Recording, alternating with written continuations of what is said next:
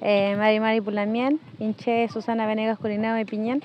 alcalde del Huarquén Mijael Carbones Queipul. Vengo de la comunidad de Los de Temucuicuy y en el día de hoy nos encontramos aquí en el Paligüe del hogar Pelontúe, respaldando a nuestro líder, a nuestro dirigente que está siendo objeto de una prisión política. Bueno, más que nada mencionar lo que se ha significado a nosotros como familia llevar este proceso, ya que detrás de un dirigente hay familia, hay hijos, hay madres, hermanos, y el doble cargo que a veces somos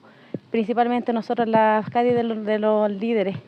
que cuando ellos son encarcelados justamente nosotros tenemos que cumplir un doble rol, tanto emocional y económico para nuestro hijo, ya que el Estado siempre vulnera los derechos de los adultos, en este caso de los dirigentes, pero no masifican el daño emocional y psicológico que le hacen a nuestro hijo y que son irreparables. Y al día de hoy, ya teniendo esta doble carga emocional, se nos viene otra que es en lo personal, lo preocupante es que el mecanismo de manifestación que pueden hacer nuestros líderes, que lo único que les queda a mano realizar atrás de la reja es llevar una huelga de hambre, y eso es preocupante ya que involucra la salud e incluso puede involucrar hasta su vida. Y el día de hoy, o sea, el día del 14 de noviembre, él decidió irse a huelga para visibilizar y también para hacer un debido proceso al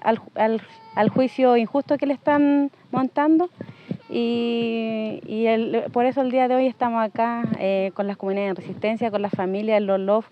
para hacer el respaldo al Huarquén Mijael y apoyarnos en todas las maneras posibles para... está llorando mi hija.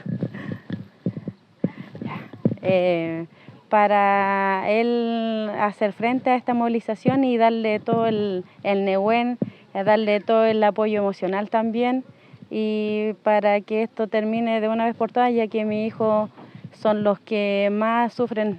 Ir a visitarlo atrás de la reja, él no es fácil para uno como mamá, como mujer, y el día de hoy estamos viviendo esas consecuencias, tanto él y tanto su familia.